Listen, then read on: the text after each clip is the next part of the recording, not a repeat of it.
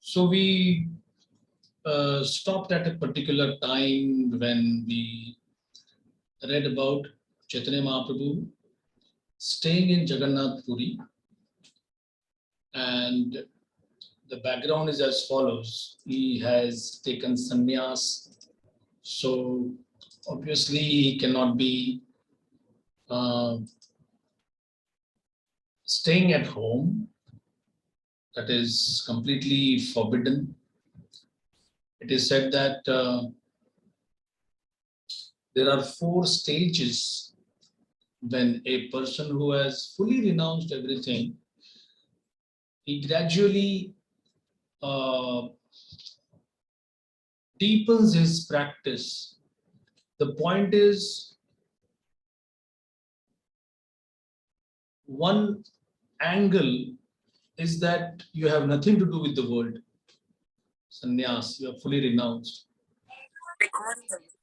And a part of it is you have fully dedicated yourself to serving Lord Krishna.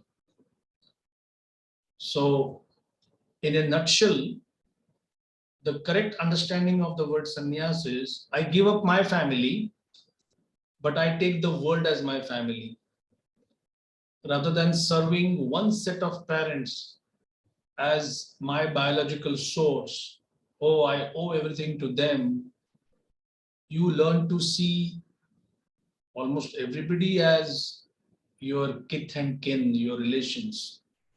Why is that?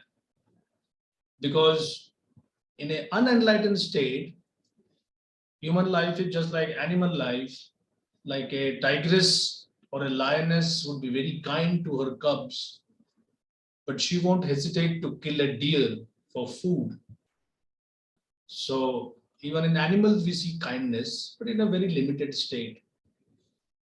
But a Vedic tradition, sannyasi is supposed to be seeing the entire world as his family. He doesn't see anything as mine or anything as theirs, and lives any way in which Krishna allows him. Sunshine, water, drought, famine, food, everything is whatever Krishna gives.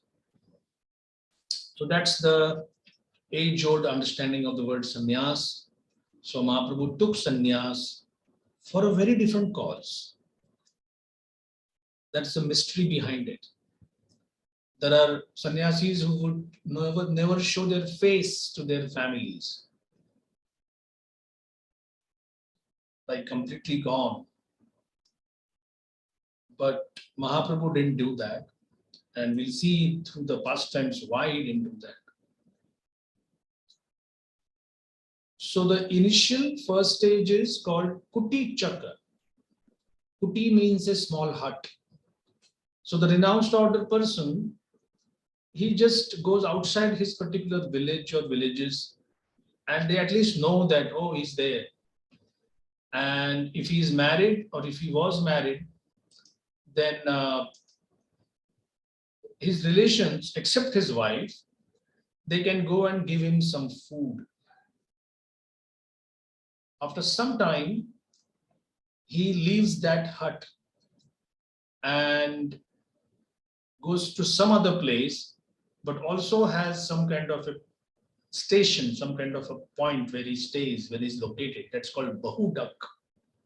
So from Kutichak to Bahudak, and then Parivrajakacharya. That means now he has absolutely no domicile, no place where he calls his own. He's constantly on the move. And the fourth is Paramahamsa, where Paramahamsa is a very rare thing to be attained. So when we read Srimad Bhagavatam, when we read Ramayana, we have Vishwamitra Muni coming and telling Lord Ram's father, could you please allow him to help us? So these are the sadhus and sannyasis who have taken one particular spot and they stay there and they do their daily rituals or whatever. So these are some observations about the practice of sannyas. And especially Mahaprabhu's followers should understand, Mahaprabhu took sannyas so that there was so much of respect for a sannyasi. People would bow down, people would offer pranams, they would offer some donation. So Mahaprabhu said, by this way, they will not take me cheaply. They will accept, they will offer me respect just as a nominal sannyasi, but they will get the respect of offering pranams to the Supreme Lord. So this is a nutshell understanding of Mahaprabhu's sannyas pastime. Mahaprabhu certainly is not a person who needs to take sannyas, certainly not. He is a supreme enjoyer. Why would he renounce everything? So that's the background. So text 137, we are going into another episode, or rather another facet, another aspect of Mahaprabhu's stay in Jagannath Puri. So text 137, Sarvabhauma Ghare Prabhu Bhiksha Paripati Shathir Mata Kahe Jate Randi Hauk Shathi. So translation by Srila Prabhupada. Sri Chaitanya Mahaprabhu was invited to dine at the house of Sarvabhauma Bhattacharya. While he was eating sumptuously, the son-in-law of Sarvabhauma Bhattacharya, the husband of his daughter Shathi, criticized him. Because of this, Shathi's mother cursed him by praying that Shathi would become a widow. In other words, she cursed her son-in-law to die. It's a very mysterious event. A sannyasi would accept invitations for lunch. Nothing wrong with that. But he would accept only in those places where there is Vishnu worship going on. So they know that whatever they are fed is first offered to Vishnu. So that is the reason why we see Mahaprabhu going to a Brahmana's house. People say, at least today, 5 centuries later, what is this caste system and what is this? So it is not exactly the caste which is respected, but there is a guarantee that every Brahmana would be having Shaligram Shila at home. So there is a guarantee that at least you would be getting Vishnu Prasad. Today, even that guarantee is not there, correct? Especially one of our senior devotees here, His Grace Radha Gopinath Prabhu, he is from the Sri Sampradaya. So one of his cousins showed him a drawer full of Shaligram Shilas. And he was saying, whoa, why you keep them in this drawer? So he said, oh, these are all from people who went to America. And while going there, gave me this, saying that we can't be worshipping that in America. So you do whatever you want with them and we'll pay you if at all you have to continue worship. And even this person doesn't have the practice of worshipping Shaligram at home.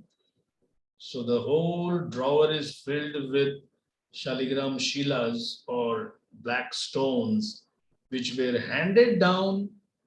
Like anytime somebody would get married, one of the first things he would get is the Shaligram stone for worship. So that Vishnu worship is carried on at home. But our age has progressed and that tradition is under threat. So that's how things are today. So Mahaprabhu was invited at the house of Sarvabhauma Bhattacharya. Sarvabhauma Bhattacharya is the royal priest, a royal scholar, very close to the king. And while this sannyasi is being served with, now that was really, we will come to that pastime later, at least 150 items, it is said, like a room filled with some of the most succulent, daintiest traditional items cooked. And obviously, Sarvabhauma Bhattacharya's son-in-law, he came there and said, what kind of renounced monk is this? He's like eating royal dishes and he's just living in comfort. So Sarvabhauma Bhattacharya was very angry. He ran after him that this idiot doesn't know what he's saying. He's committing big offense.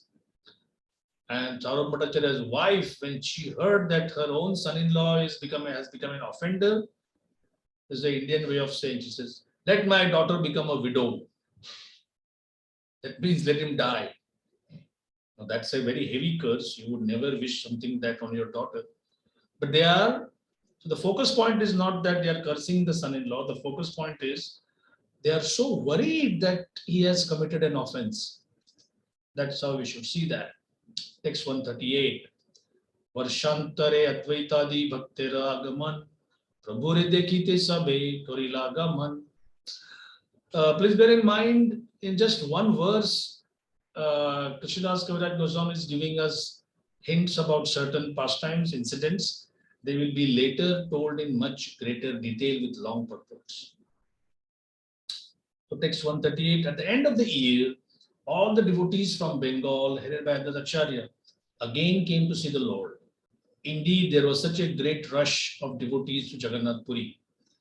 Now, this end of the year is the Bengali year or the traditional year, not December necessarily.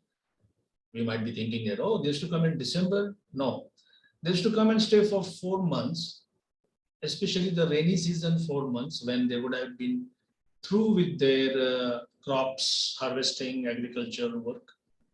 And that's how they would get time, just in time for seeing the Rath Yatra and other festivals, and then they would go back.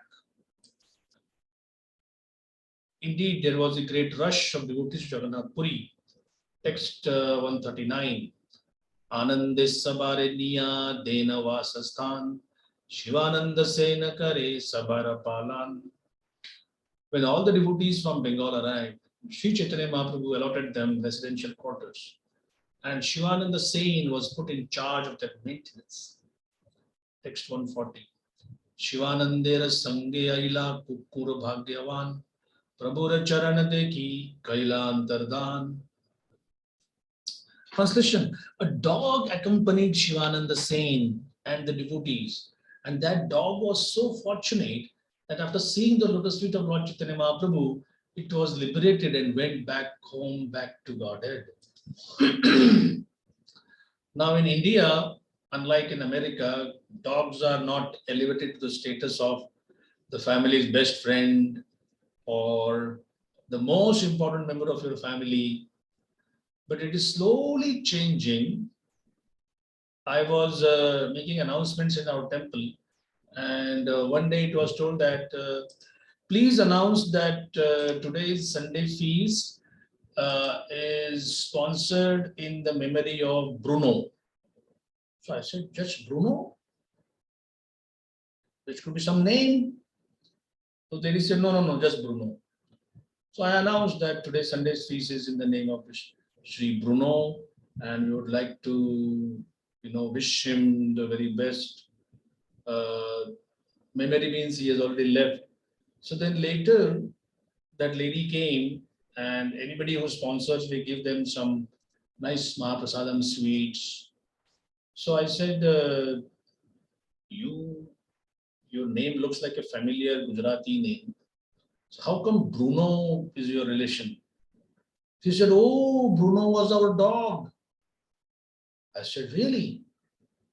But then he must be something special. She said, oh, me and my husband and my 2 grown-up daughters, 4 of us, there was never a day when we didn't fight. We had so many disagreements. And if my husband would say west, my daughters would say east. If he would say up, they would say down. And I was fed up. And one day I got this pup and we named him Bruno. And he was the one who kept our family together. We all disagreed, hated, despised each other at many times, but we all loved him. So I said, oh, that's the reason. So basically, Srila Prabhupada would say that there is nothing wrong with loving God's creation, but this is what you find absent today. People don't love dogs or cats as part of God's creation. It has come to the stage where they don't have any human interactions. Like one lady, she told the airline officials that this dog is my therapy animal. I am normal only if I have a dog on my lap. Otherwise, I go berserk. So, one of our sannyasis, Hridayan Maharaj Goswami, he says that love a dog for what he is, a loyal animal. He licks you and he is like the most important member of your family, whatever. And kill a cow because you like her flesh. So that's not love. Radhanand Maharaj was once talking to a journalist and she said, what about animals don't have souls and da da da da da. And Maharaj said, so what do you feel about animals? She said, oh, I love dogs. So he told her, most probably you loved your dog, you hugged him or you kissed him before leaving house today. And just for breakfast, you must have taken some flesh from an animal. So what is this differentiation between two species? One you kill without any remorse, without any feelings, and one you protect. It is said that one European judge, he was told that this man, he was so drunk that he put his dog outside the door and it was freezing cold. The judge said, this is horrible. My God, how can somebody be so cruel? I sentence you, you should be outside your house for 8 hours this night. Then you'll understand what it means to suffer like that poor dog. So we say, hey, if human society has become so alert that you can be so careful about animal rights, what about the billions of chickens, hens, pigs, and cows being sent to the slaughter? So this is unenlightened compassion. Dear friends, there is enlightened compassion, there is unenlightened compassion. There are some people who are equally cruel, so that's like the worst. And then some who are making a differentiation. Oh, protect these animals, but it's okay to kill them. And that's the difficult part to understand. So when we see these stories of animals in the Vedic tradition, certainly animals are not hated. It is not like dogs and cats were hated. Krishna has a pet monkey in Vrindavan and pet parrots. So animals, birds, all of them are there. But it is said that a dog will not be allowed to enter into the kitchen. They know their place. A dog would not be allowed in a yajna shala, a place where fire sacrifice is being conducted. Okay, here's a question from Shirisha Masterji that some arguments about plant plucking also I would like to hear from you. In fact, the Bhagavad Gita teaches you to be beyond violence and non-violence. That's how we understand. What is the real violence? Prabhupada describes in the Bhagavad Gita purport, stopping somebody's spiritual progress is real violence. Being an obstacle in somebody's spiritual path, as a parent, you may say, oh, my kids don't listen to me. Fine. Then you tax your brains as to how to encourage them. But if you fail in your duty, if throughout their life you never introduce them to the goal of life. And the best way of doing that preaching is by your own example. So some may take later, some may take vigorously, some may not take at all. So don't be attached to that. Advaita Acharya's 5 sons, 3 of them did not take up the process. So that doesn't mean he was a failure or something. So that's how we understand things. So you're right. If plants are part of God's creation, why do we pluck flowers? Why do we pluck fruits? Number one, the smallest bit of violence is part of human life. Can't avoid that. You can't avoid that. Now there are 2 choices. If there is some bit of violence, then you say, then why not increase it? But the other angle is, how do I minimize this violence. Number two, for our eating purposes, we are not dependent on nature, we are dependent on Krishna for guidance. So Krishna is saying, when you have to eat, your first consideration should be, what is offerable to Krishna?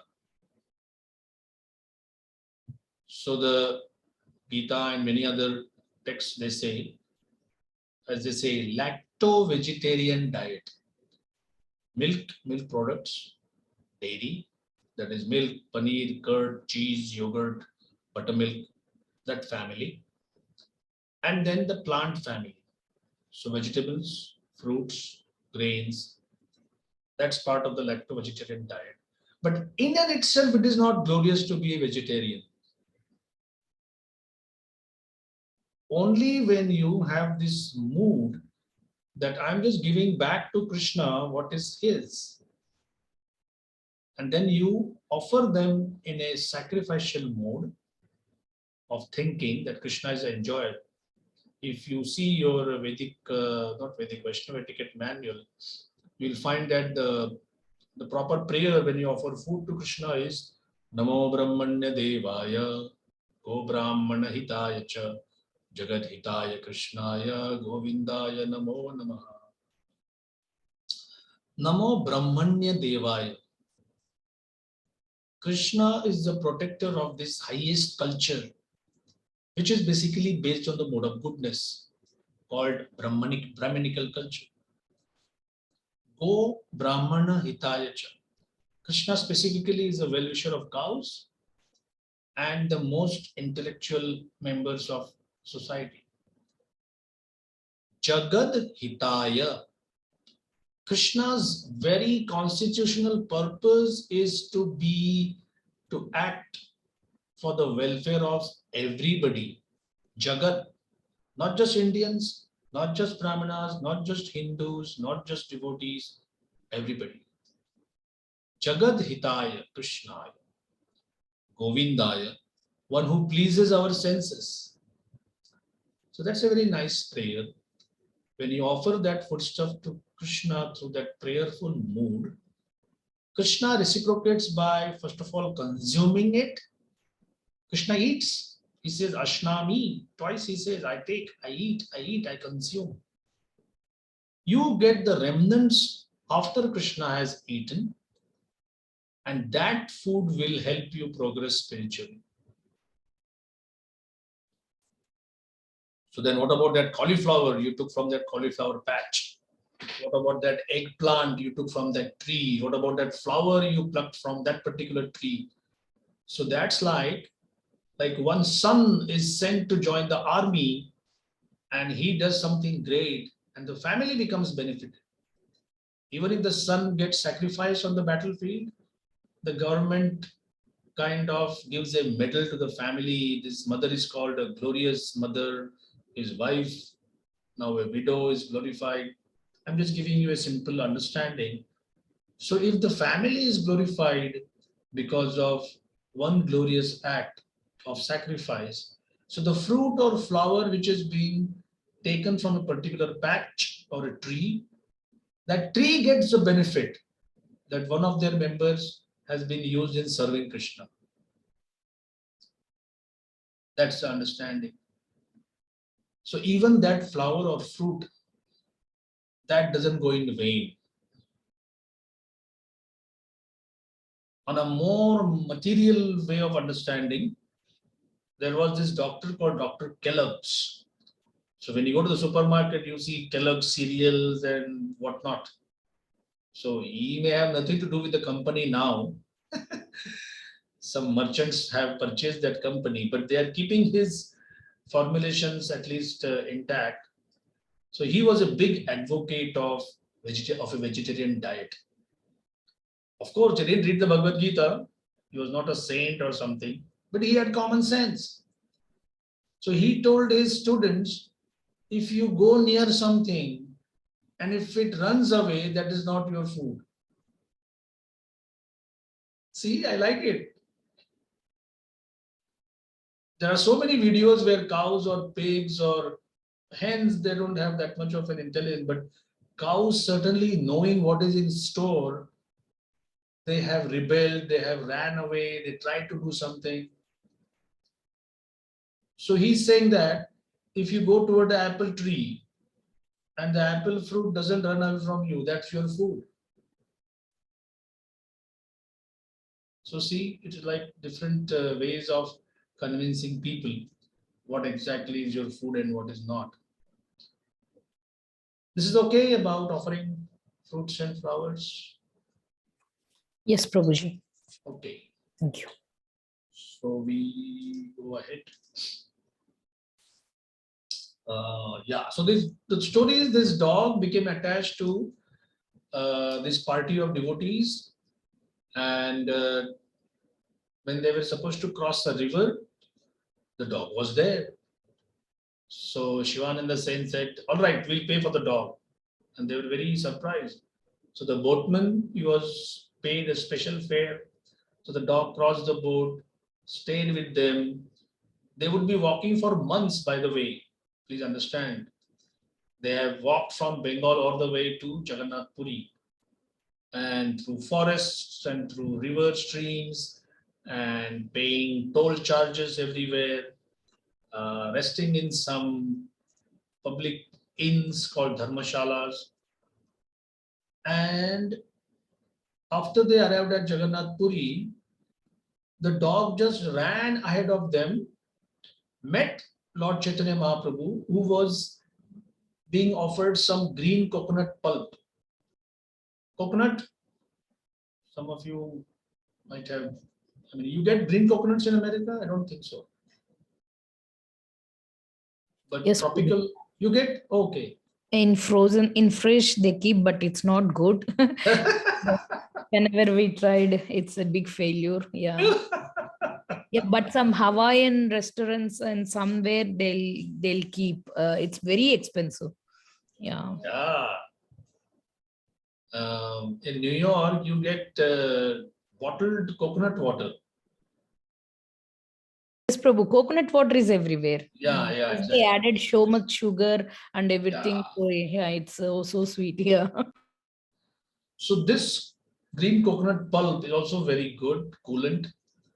And Mahaprabhu was eating that pulp and throwing a little bit on the ground, and this dog, this puppy, was eating that. And everybody was surprised. And in a short while, the dog left his body and went back home, back to God. So this is how Mahaprabhu is merciful. He can be merciful even to a simple dog. That's the main gist of this incident. Text 141. Pathe Sarvabhauma Saha Sabara Milan Sarvabhauma Bhattacharya Kashite Gaman. Translation. Everyone met Sarvabhauma Bhattacharya on his way to Varanasi. Text 142. Prabhure Milila Sarva Vaishnava Siya Jalakrida Kaila Prabhu Sabare Laiya. Translation. After arriving at Jagannath Puri, all the Vaishnavas met with Sri Chaitanya Mahaprabhu. Later, Sri Chaitanya Mahaprabhu sported in the water, taking all the devotees with him. Now, this is very wonderful in the sense that there would be water fights. Now, sometimes our brahmacharis have attempted that. I felt very afraid. In Jagannath Puri, there is a small tank water called Narendra Sarovar. So there, these devotees would enter the water. The water would be about chest deep, or even lesser than that, waist deep. And they would splash water over each other. So the game is, I have to carry somebody on my shoulder. And there is another devotee who is carrying another devotee on his shoulder. So myself and the other guy, they are just the carriers. But those who are sitting on our shoulders, they do wrestling. And of course, in the water, it is not easy to keep your balance. Sometimes all four crash. Sometimes only two of them fall. So whichever party fall, they are defeated. Or other game is you just take water and with your arms, you splash it on somebody so fast. So 5 or 6 devotees would gang up on one fellow and they would like this, splash water, and he would like water going in his eyes and they would accept defeat, all done in fun, all done in amusement. So this is what Mahaprabhu would do with his followers coming from Bengal. So here's a question from Nilima Mataji. Krishna is the supreme personality of Godhead to all living beings. Then why is he called Brahmanya Devaya? How can I understand that? You're right. Today, when somebody calls himself a Brahman or herself a Brahman, and when we don't see any good qualities, we say why this person is getting that anointment or getting that unnecessary post. I'll give you an example which will make you understand exactly what this means. The father is a PhD and the son also starts calling him PhD when he has not even gone to college. So obviously he'll become angry. He says, hey, your father was a PhD scholar. The thesis is there to read. His certificate is there. Well, what did you do? So don't be so angry or don't be so worried that why Krishna is partial to Brahmanas. Krishna is not partial to Brahmanas because they are born as Brahmanas. Brahmanas are the way through which the Supreme Lord is understood. They are the ones who give knowledge. They are the ones who give culture. They are the ones who preserve spiritual culture. Today could be 21st century, but that doesn't mean that Brahminical culture is not possible. It could take a different shape or a different form. But without this culture, there is no progress. So therefore, you have Prabhupada saying, what we want is a Brahminical culture. What we want is a Brahminical culture. What is the essence of that? The essence of that is a huge muscular person is lying flat on the ground because he has a brain stroke. So somebody says, I see his limbs, his hands are okay. Somebody says, I see his breathing, his chest and stomach also are good condition. Somebody says his legs are also in good condition. Then why is he not getting up? Because there is no brain. So by reading Bhagavad Gita, by understanding Srimad Bhagavatam, slowly but surely, our job is to act like the brain of society. Part 2 of this example is somebody's hand is fractured. Somebody has a fractured leg. Somebody has an upset stomach. But because the brain is functioning, there is a little bit of impairment, there is a little bit of disadvantage. But at least that person can function. So legs are the Shudras, hands are the Kshatriyas, stomach is the Vaishyas. If there is some, listen carefully and ask me for any doubts about this. So the other 3 social aspects of society, if there are any small defects, still you can pull society towards perfection slowly and slowly. But if the brain itself is not there, everything is finished. So that's why the importance of Brahminical culture. Now, another defect of today's education is like you can see it in your own family. If you have say 3 children, and if the parents say that the middle one is especially good at singing, you know what happens today? The other 2 say, you're also good at singing. So the statement is made that the middle one is a little better singer than others. The others are not bad. The parents say, I didn't say that you are bad. But the middle one is so good, she always wins prizes. So it is like it is like accepted. This logic is so important to understand. Shakespeare is an author, and Shamanandas also is an author. Shakespeare wrote plays. Shamanandas also has written some plays. Shakespeare's plays are recommended for MA honors class in the university. By the same logic, Shamananda says, so why not put one of my plays there? But somebody says, hey, what about the quality, man? I mean, you just took some ideas from here and there and wrote a play. I said, so did Shakespeare. All he has done is taken some social issues of those times and he wrote a play, and I also written plays. So this is our problem. We immediately claim that if this person gets honor, why not me? But no, the Vedic culture is we don't argue for honor, we wait for it. And a few examples will make you understand what it means to be a real Brahmana. 2-3 very quick stories. They have touched my heart so much, and they act like beacons of light. Now, this is from Prabhupada's childhood times, so this is not very ancient history. There was a teacher in a village. He would live in his small home, a straw hut basically. And one rich landlord, he said, what can I do for you? I have heard that you are having this small school here. What can I do for you? So he said, for me, I have a small rice patch. I grow my rice. We have a tamarind tree, which has tamarind pods and tamarind leaves.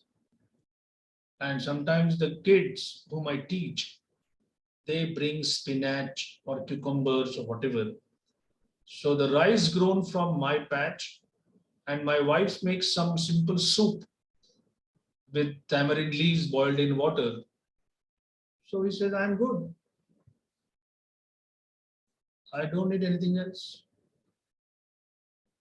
So Prabhupada would say, look at the simplicity of life. That's simple. In Maharashtra, we have a Brahmin who earned the anger of one envious fellow, and he hired one person that this fellow, when he takes his bath in the Chandrabhaga river near Pandharpur, as soon as he comes out and starts walking, you spit on him.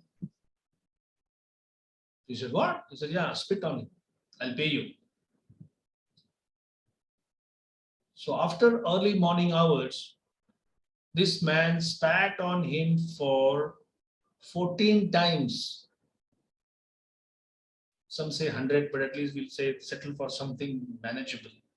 And every time this fellow would be spat upon, this Brahmana would go back, again do the ritual baths and come out. And again, again he would go back. So it went on for an hour at least. Then this fellow's heart changed. And he said, I'm sorry, somebody gave me money to just insult you like that. So he says, I'm seeing your nature and I'm really amazed. How can you be something like that? He said, yeah, well, you know something? I have been taught that taking one bath in this pure river, holy river, gives you so much of merit. Because of you, I got 14 times that merit today. So it is not easy. We may like the honor given to Brahmanas. Oh, Krishna says, I eat through the mouths of the Brahmanas. But you really have to have that kind of simplicity, tolerance, determination. So, like I say, I am Brahmin initiated, I can go on the altar. But that's more like a nod. That's more like a signal that, okay, show the world that you are a Brahmana. And it takes time, for sure. Anyone like to add? Radhika, like to add something to this? Anyone else? So, Right. I want to tell one thing, Prabhu. Yeah. When I started this practicing ISKCON, one of my close family, in my family, one of the member asked me the question, you're all cheating by this Brahman community, Siri. My family member is saying to me, don't get trapped because ISKCON, so they're all converting into Brahmins, this is a Brahmin community. Is why Krishna is God, is Supreme God, you're saying, then as a Shudra, he can't take your worship or anything. Why you are converting into Brahmin? You want to take initiation, everything. This question I didn't answer, but I asked so many senior devotees in so many places because I really want to answer, because they really worried about me in a good way. But I want to pacify them that I'm not getting trapped. But somehow, yeah, why don't you do your worship in your way? Why are you converting? They asked me. Today I got some answers from you, Prabhu. Thank you. Well, I'll give something more. You go to Ahobilam, Narsimha Swami. There is one Narsimha Swami who is worshipped by tribals. Have you been there to the 9 Narsimha temples? No, I heard stories, but Yeah. no. So, like whenever Prabhupada would be asked that why Krishna needs this or why Krishna needs that, Prabhupada would say, well, Krishna is God and he can eat fire, he can eat anything. You don't need to put any kind of restriction on what Krishna can or cannot do. It is just like saying, oh, you were a school student. Why are you becoming a graduate? Why are you joining college? This whole thing is a trap. They want to make you a college graduate. It's not a trap. It's a qualification. After graduation, why are you going for post-graduation? That's a trap. Then you'll be unable to get a bigger job. You may say, isn't that the goal of my material life? Education-wise, business-wise. So there is so much of hatred towards the caste Brahmanas. Why? Because of two things. They never would increase their qualification, number one. And secondly, they would always suppress the progress of others. And that also is mentioned in our Vedic literature, that demoniac personalities of the previous yugas will be born in these zero qualification Brahmana families. Like, in my childhood, one of my neighbors used to say that this is Shravan month, the month of Shravan. So in those days, the prices of eggs and fish and meat would come down because they would not eat that. Those castes who eat that, they would not eat that, at least for the month. Yes, Prabhu. In my family, me, Shravan Mas and Kartik Mas, we won't eat. But right after Kartik month over, we will eat. Right? So then they said, after Brahmanas started eating that, there is no fall in the price.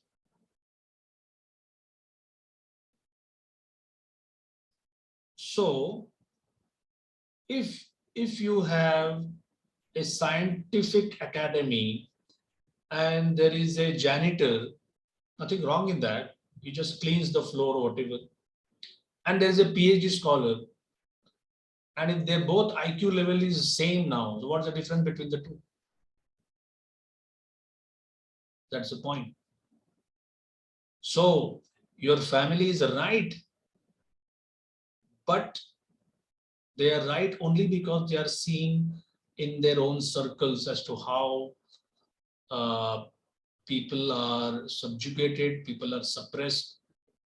You see, it takes Himalayan courage, it takes monumental courage and determination to do what Prabhupada did. Prabhupada came to Mayapur. They were staying in that small hut. Prabhupada requested few of his god brothers, big time sannyasis for 30, 35, 45 years. Sannyasis, not just in the movement for 30 years. Sannyasis for 35, 45 years. They come and Prabhupada said, would you like to take some prasad?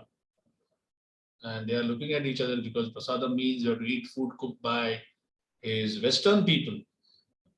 And they say that no, these Westerners are not up to the Brahminical standard. And out comes Malati Mataji. Now their jaws drop. What to speak of Westerners? Here is a woman cooking for a sannyasi, my Lord. And Prabhupada looked at them and said, she cooks for me. She's so dedicated. She will cut her head for serving me. And I will do the same for her. So some of them excuse that, this is not the time we take lunch or whatever, da, da, da, da, da. But then they took something.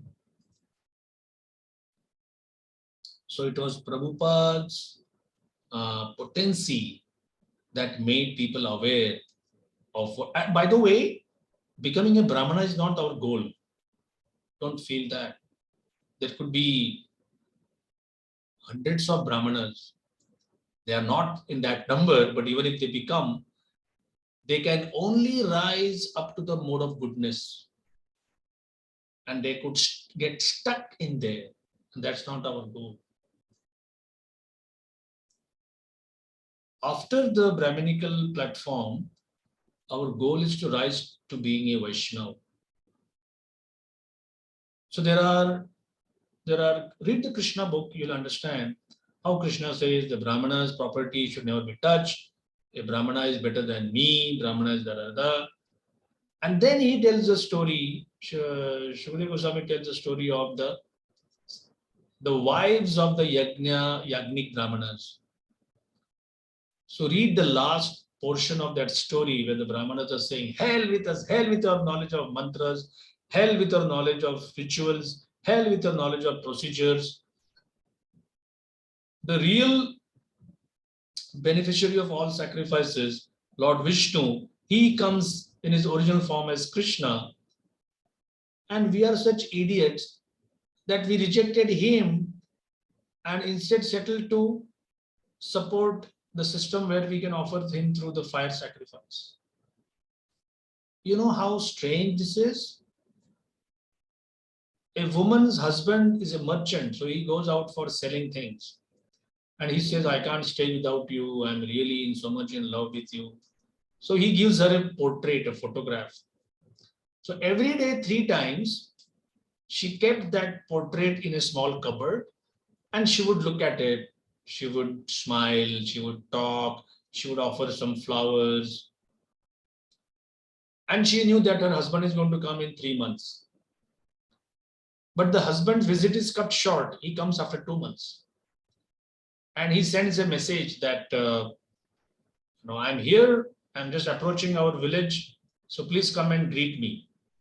So the messenger tells her that your husband is just about half an hour away and he's going to come and see you. She says, tell him I am busy worshipping him. He will say, what? What is the purpose of this daily 3 times meditation? So that you deepen your love for the actual person. Now the actual person has come and you are saying, no. This is noon time. Noon time is my second meditation of the day.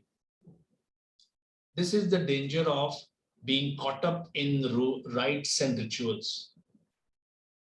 So this is shown by the story of the wives. They had no training by way of mantras or tantras and scriptures, but their heart was very exalted.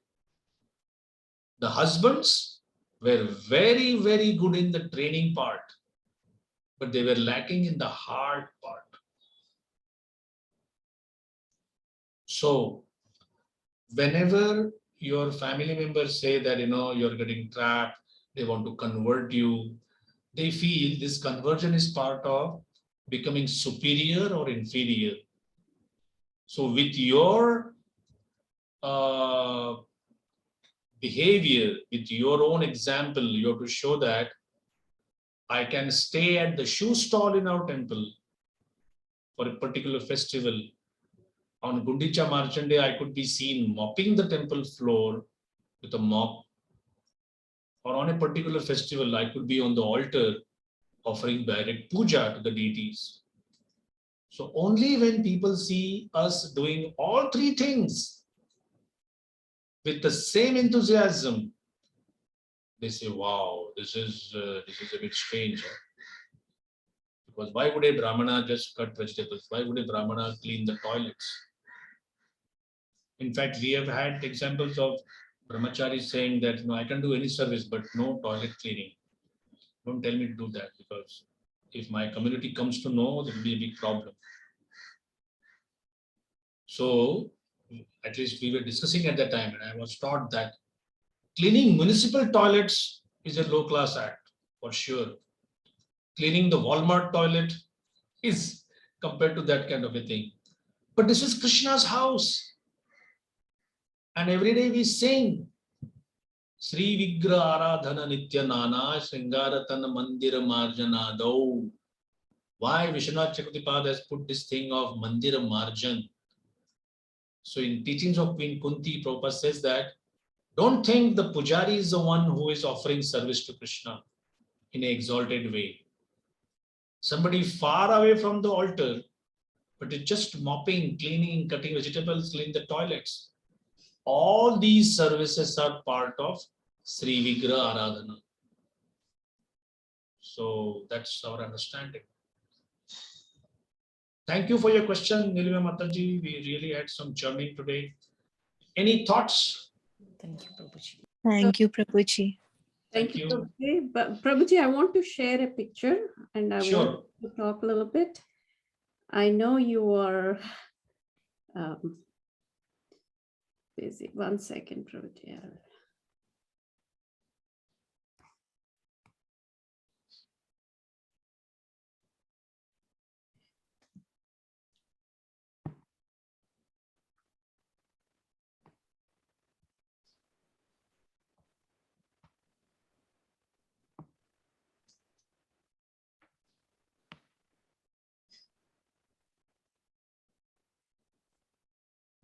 So, Prabhuji, can you stop sharing this?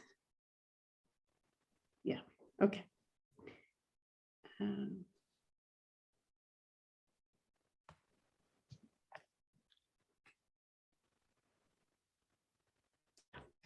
Can you tell us this story? Oh, this was in some program, and so from, I don't know how you are saying this, but I'll say from the right, we have Radha Gopinath Prabhu, who is staying with us, one of the senior leaders of Chopari Temple. Second one from right is Devamrit Prabhu, who took sannyas 500th anniversary of Lord Chaitanya's appearance and is now known as Bhakti Rasamrit Swami and is based in Belgaum. He has a city temple under him and a eco farm which is developing called Gokul Dham. The third person on the right is Govind Prabhu. Sorry, Prabhuji. No, no issues. Yeah. And Govind Prabhu is a close associate of Radhanath Maharaj, has served him as a personal servant for many, many decades practically. And he also is now helping. His primary interest is young boys, girls, education, culture. He's also helping some Gurukul projects. And extreme left is this lowly self. I somehow got the fortune of joining our temple with almost all four of them. Govind Prabhu joined the first. Devam Prabhu Rasamrit Maharaj was working at that time, but also preaching, and then he became full-time. And Radha Gopinath Prabhu just I think it was February 88, February 89 that he joined. No, February 90 that he joined. And after that, June, I came. So I am the youngest and the least qualified of these four. So when is this taken, Prabhuji? 90s? This could be mid 90s. So something like 94, 95. Yeah. His Holiness Bhaktarasamrit Maharaj has shared this on his Instagram. And then I saw him like, this Prabhuji looks familiar, but I was not sure. So Maharaj has put like, guess who are they? And in the comment section, I've seen devotees saying that you're, I said, yeah, see, I'm right. So I wanted to share this with the group. Thank you, Prabhuji. So stop here. Thank you.